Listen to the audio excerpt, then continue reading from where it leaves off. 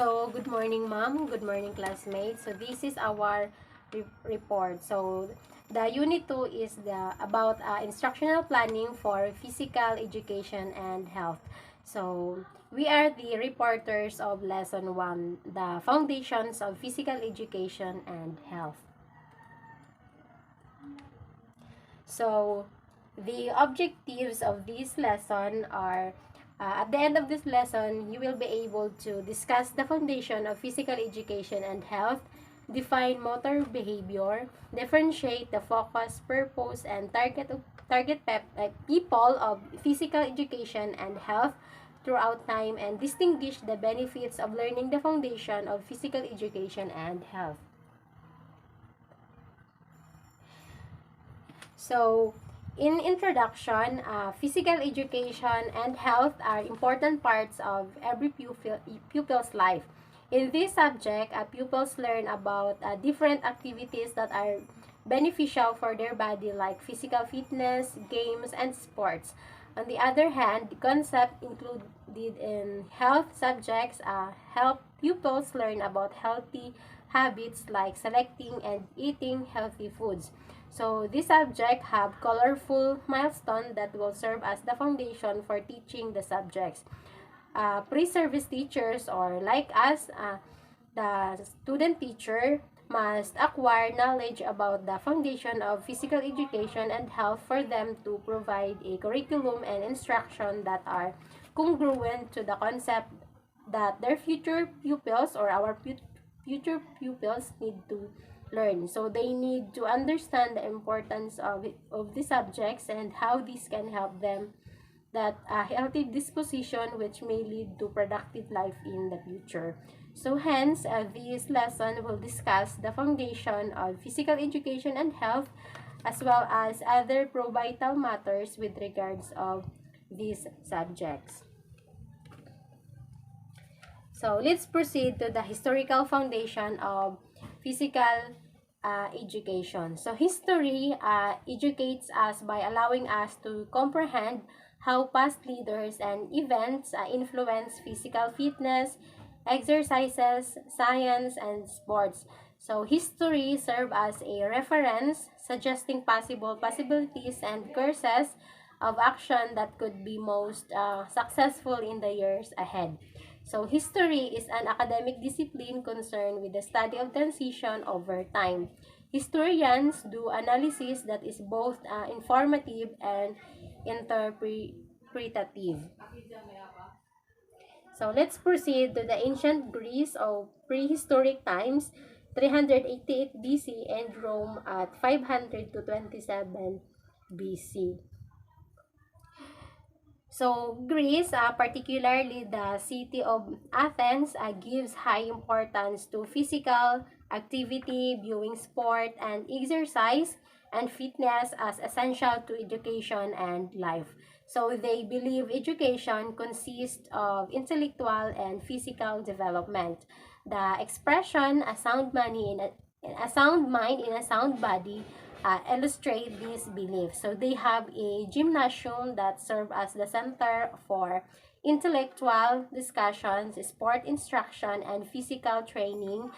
Wrestling, running, and jumping were among the physical activities taught to males. So Greeks held festivals in honor of the gods, where sports events enabled Greek men to show off their physical beauty as well as their athletic abilities. So the Olympic Games held in honor of Zeus, the chief god, were the most famous among these festivals. So the Olympic Games began about 776 BC and lasted at least 5 days. Were held every 4 years. So they included music, feasting, and athletic competitions. So, physical activities was also valued in the ancient Roman era. Though it played a different role than in Greece, fitness and physical prowess were critical to Rome's military victory. Many physical activities such as archery, wrestling, horse horseback riding, and fencing were taught to males. So as Rome continued to extend its empire, physical activities were critical to growing the men's strength so that they could be effective in defending the state and fighting wars. So, Greek gymnastics were introduced to the people after Rome invaded Greece. So, but they were not well received. So, professional sports such as gladiatorial battles. So, kung familiar po kayo sa gladiatorial battles, it is the battles that parang fighting for death. So, yung battles na ito. So, this battle is for entertainment only.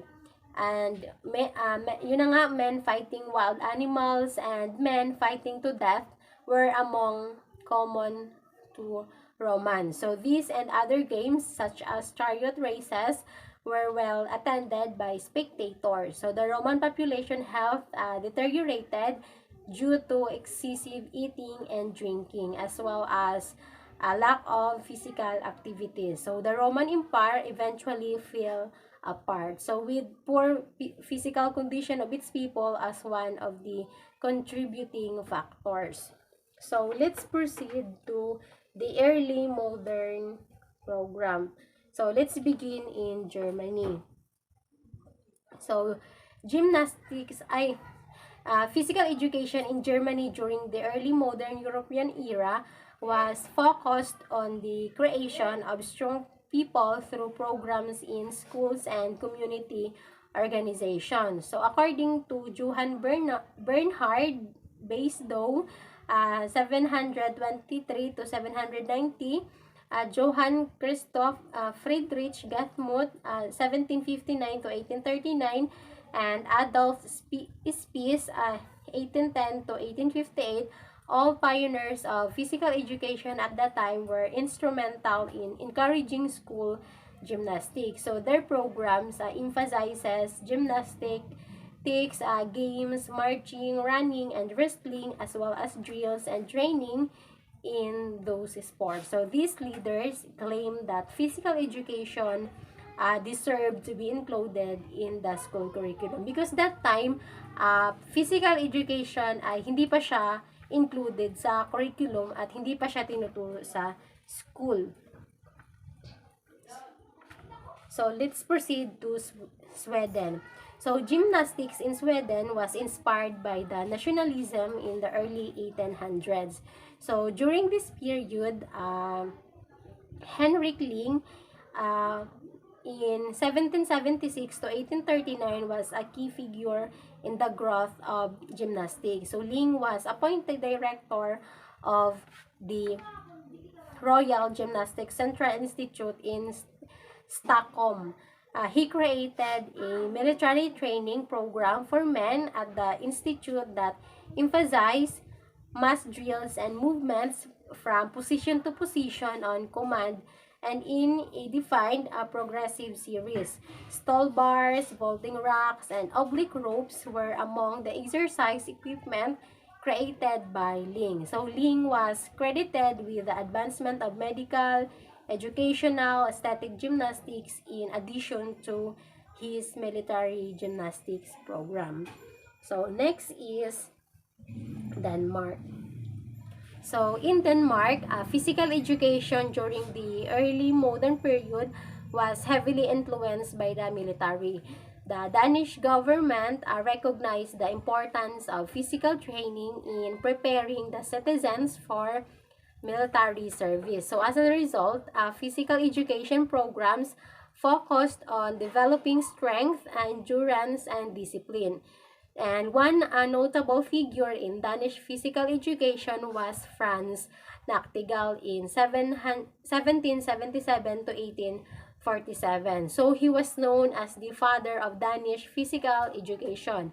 So for his contribution to the creation of physical education programs in Denmark, Nachtigal established the first private outdoor gymnasium in Copenhagen, so which was dedicated to physical training, emphasizing the importance of exercises that could be done with equipment. So, Nactigal system, known as Danish gymnastics, included activities such as running, jumping, and climbing.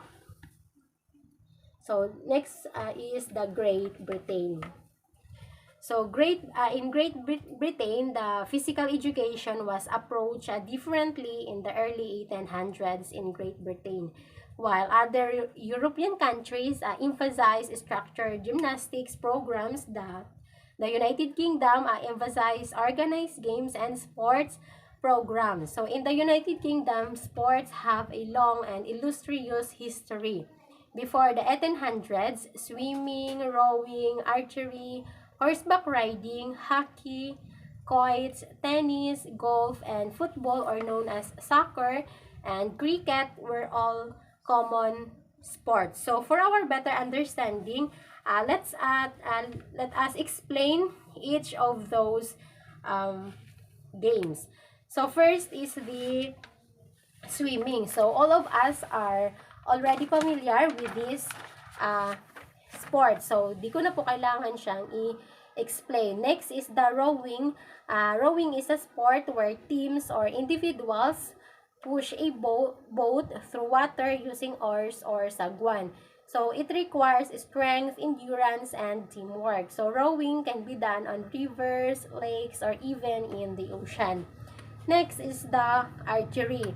Archery is a sport that involves using a bow or pana to shoot arrows at a target. So it requires focus, precision, and accuracy. Archery has been practiced for thousands of years and is now a popular competitive sport. Next is the horseback riding. Horseback riding is also known as equestrianism. So it involves riding a horse. It can be done for recreational purposes as mode of transportation or as sport. Different disciplines with horseback riding include show jumping, dressage, and endurance riding, among others. Next is yung hockey. It is a sport played in a field or in ice or with roller blades. So players use sticks to hit a ball or puck into the opposing team's goals. So there are various forms of hockey, including ice hockey, field hockey, and roller hockey. Next is yung quoits. It is a traditional throwing game where players aim to throw rings onto a small target, usually a spike or pin. So it requires accuracy and precision. Quoits can be played both indoors and outdoors. Next is yung tennis. It is a racket sport played between two individuals or two teams of two players, or called doubles. So players use rackets to hit a ball over a net and into the opponent's court. So the objective is to score more points and win sets or matches. Next is yung golf. So I know na familiar din tayo sa golf na sport. So it is a club and ball sport where players aim to hit a small ball into a series of holes using the fewest possible strokes. So it is played on a course with various obstacles and challenges, and golf requires skill, strategy, and concentration. Next is yung football. So hindi ko na po yan i-explain because we already know it. Next is yung boxing. Alam na din natin yan. Cricket. Cricket is a bat and ball game played between two teams of 11 players on a field. So the team batting tries to score runs by hitting the ball. So while the opposing team fielders try to restrict runs and get players out. Cricket is popular in many countries, particularly in the Commonwealth. And the last one is the rugby. So rugby is a full contact team sport played with an oval shaped ball. So it involves two teams scoring points by carrying, passing, and kicking the ball to score or tries or kick the goal. So rugby can be played as the rugby union or rugby league with different rules and formats. So next, let's proceed to the history of physical education in the Philippines. First is the Spanish era. So, the history of physical education in the Philippines traces back to the pre-colonial era when, when indigenous Filipinos engaged in various physical activities including martial arts, dance, and native games. So these activities not only serve as a forms of entertainment but also develop physical fitness, coordination, and skills. So, umpisahan po natin sa pre-Spanish era. So, Negros or Negritos or Aitas use bows and arrows to hunt for food. So they run, leap, jump, and run. So they enjoy music and dancing. So before the arrival of the Spanish colonizer in the Philippines, the indigenous peoples already had their own forms of physical activities and games. So physical education during this period focused on the skills and activities that were necessary for survival while also incorporating cultural and religious aspects.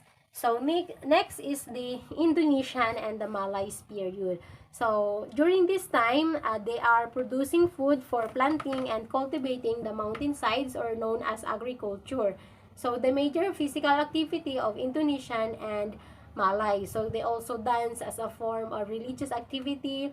Bathing and swimming are their favorite pastime in rivers, ponds, and etc. Next is the Spanish regime. So, during this time, enforced labor among the low-class Filipinos through the building of churches and other infrastructures is the only physical activity of the people while waiting for the time of harvest after planting in that time. So, fandango, coracha, jota, polka, mazorca, rigodon, and lanceros dances are examples of popular physical activity or dance among Filipinos in this time due to the influence of Spanish culture. So, for our better understanding, let's explain those dances. So, first is the fandango. It is a lively Spanish dance characterized by rhythmic footwork and castanet playing. It is typically performed in pairs and includes flirtatious movements and foot stamping. Next is yung coracha. It is a traditional dance from the Philippines that originated in the province of Zamboanga. It is characterized by graceful movements imitating the steps of a crowd. So the dance showcases balance, agility, and coordination. Next dance is the jota. Jota is a Spanish dance that has been adapted in different regions including the Philippines.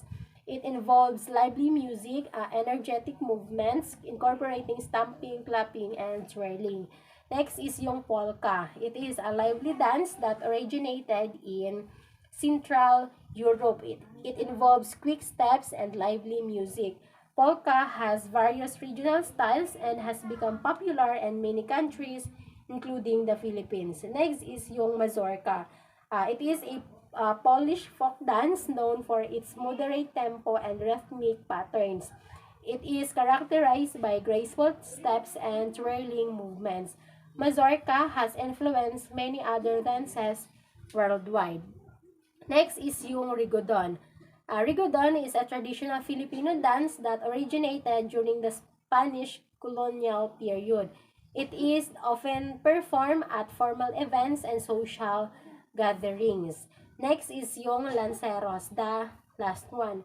Lanceros is a cultural dance from the Philippines that originated in the province of Bulacan. So it is performed during festive occasions and features choreography resembling the movements of Landschulder dance. So, In religious events like Santa Cruzan in the Spanish regime, ceremonial dances are performed where people ate, sang, and drank and danced to their heart's content. Filipinos used to play games after the Santa Cruzan or during a big celebration. So during that time, ang common na nilalaro nilang mga laro ay patin, palo sebo, juego de anillo, sungka, siklot, piko, loksong tinik, and hide and seek were popular games in those times. Patintero, sipa, top spinning, and kite flying are some of the games that young boys enjoy. So, again, iisa-isahin ulit natin yung mga larong iyon. First is the patin. It is a traditional Filipino game where sticks or bamboo poles, players use the sticks to strike a small wooden disc, aiming to hit specific targets or to complete a course in the shortest time possible. Next is yung palo sebo. Palo sebo is a game where participants compete to climb a grease pole to claim a prize affixed at the top. So, the pole is usually coated with a slippery substance like grease, making it challenging to climb. Next is the Juego de Anillo. So, it is an ancient Filipino game that involves throwing a small ring onto a target, usually a hanging bamboo or a post decorated with prizes. So, players aim to successfully loop the ring around the target to win. Next is yung sungka.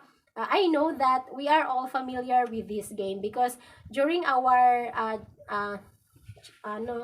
during our kabataan, naglalaro tayo ng sungka.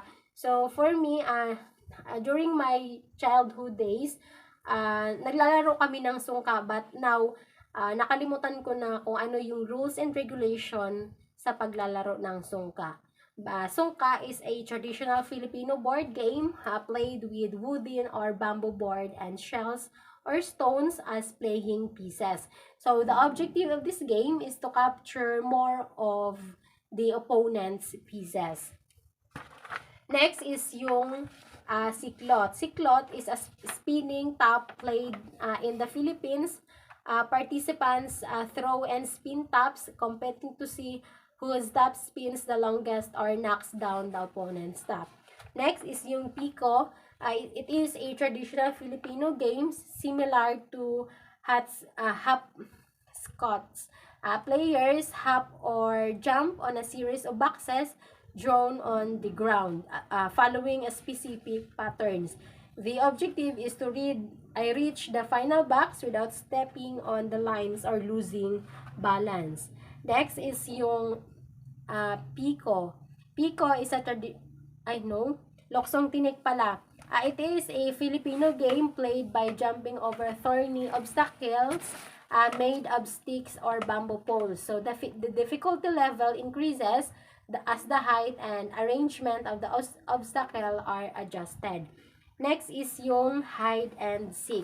So, pamilya din tayo sa larong ito during nung mga kabataan natin. Hide and seek is a widely known worldwide game played by the children. So, one person closes their eyes and counts while the others hide. So, the person who counted then tries to find and tag the hidden players. Next is yung patintero. Patintero is a popular Filipino game played with two teams. So, one team tries to pass through the lines guarded by the opposing team without getting tagged. So, it requires teamwork, agility, and strategic planning. Next is yung sipa. It is a traditional Filipino game played with a shuttlecock made of feathers or a round object attached to a string or a ribbon. So, players keep the shuttlecock in the air using their feet, trying to showcase and control the skill.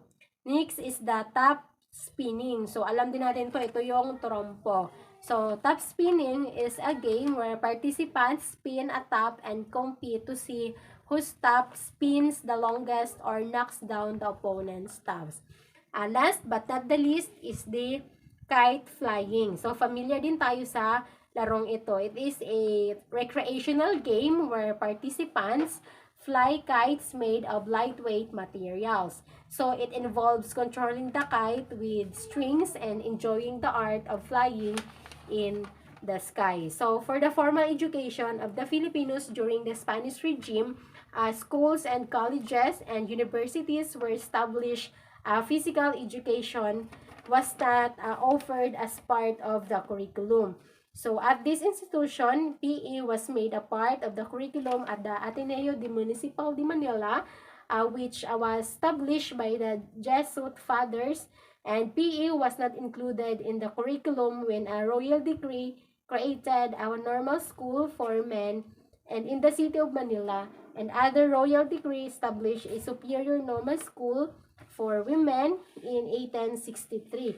So gymnastics was added the curriculum at the superior normal school for the men teachers, or known as the normal school for men in 1893. So the Manila Jockey Club was established in 1867 to oversee the holding of horse races. So let's proceed to the American regime. So let's start to the American regime. Ano ko rin yan? So American regime, physical education became one of the subjects taught in public schools in 1901, and a daily athletic program was developed. After 4 years, baseball and track and field were introduced and taught to school-age pupils. Another 4 years passed and the school athletic program was launched. In 1910, basketball was first adopted in a female-oriented sport. A year after, they published the athletics handbook. They also gave specific training for Filipino teachers. In 1914, 5 years passed, they published a syllabus titled Physical Education Manual for Teachers.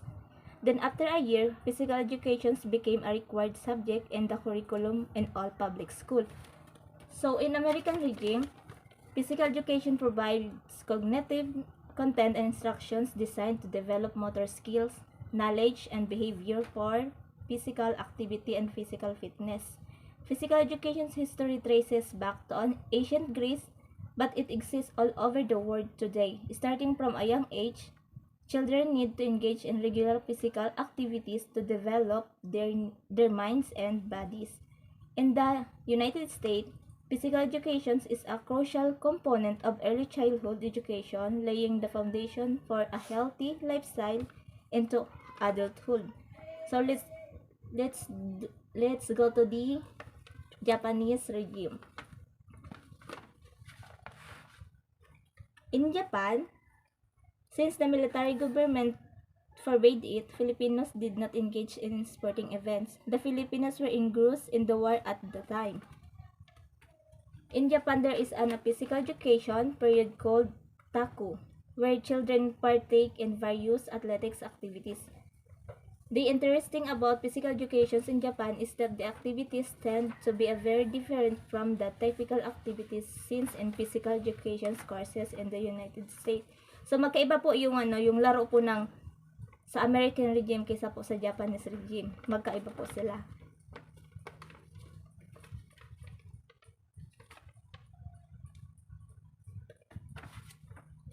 Next. So motor behavior. Learning and refining motor skills are among the main concern of physical education, exercise and science, and sport practitioners. Motor activities includes 3 areas: motor learning, motor control, and motor growth, and are concerned with the learning of acquiring of skills over lifespan.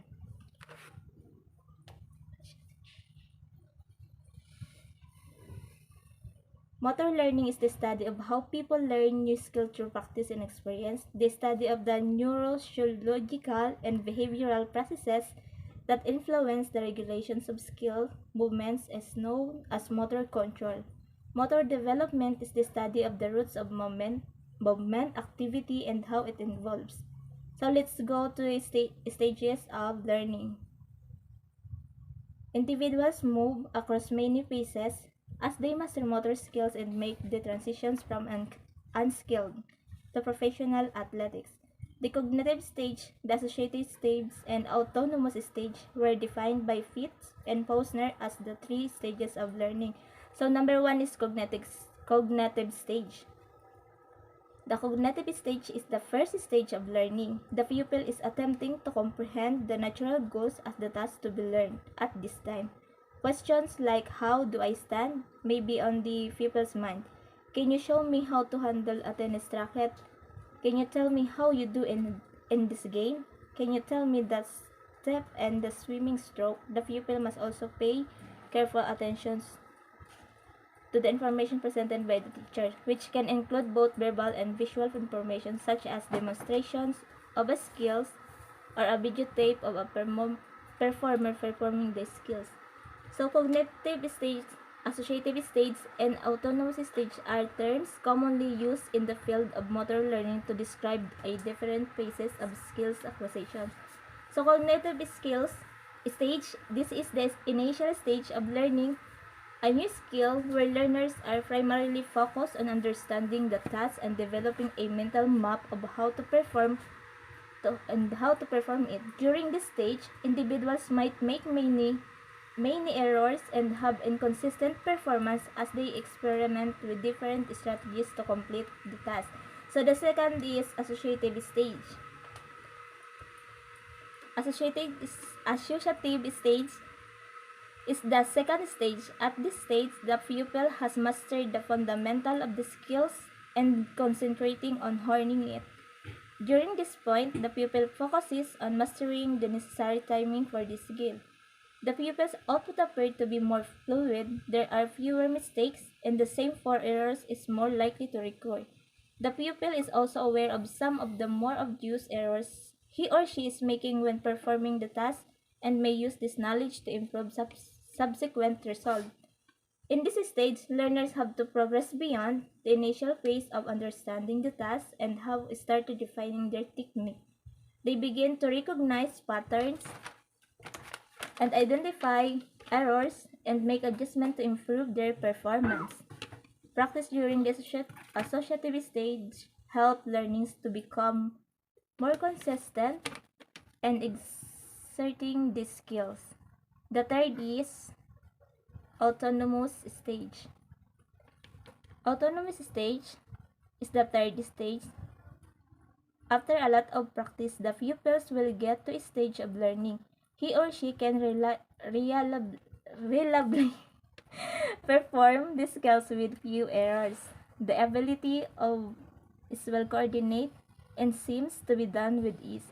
The ability has almost become automatic at this stage. The pupil is not required to pay attention to every detail of the skill. In fact, the pupil can perform the skill without even thinking about it. The autonomous stage represent the final phases of skill acquisition. At this stage, the skills becomes automatic, requiring minimal conscious effort or attention. Movements are executed smoothly with a little vibration, and the skills can be performed effectively in a variety of situations. So individuals in the autonomous stage are able to focus on higher level aspects of the task such as strategy or tactics.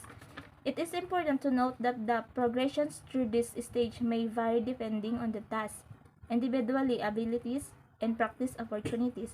Skill in some domains may require more time and practice to reach the autonomous stage compared to the others.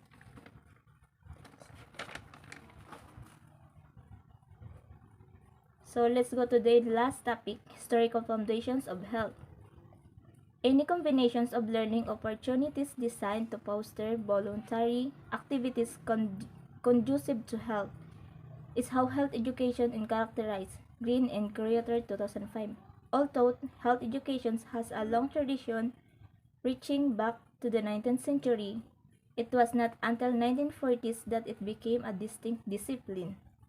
Health education's philosophy and practice base has evolved, moving away from one-on-one and mass media behavioral approaches to provide accountability for policies, processing, and environment that influence populations of health. In health education and health promotion are frequently used interchangeably in the United States in the early 21st century, where areas health promotions is used to establish a distinct body of knowledge, specified competencies, accreditation and recognized accreditation processes in higher education, health education and health education considered a mature discipline. One of the central aspects of pupils' health research and practice is health education, which is typically associated with behavioral and social sciences. So, thank you po.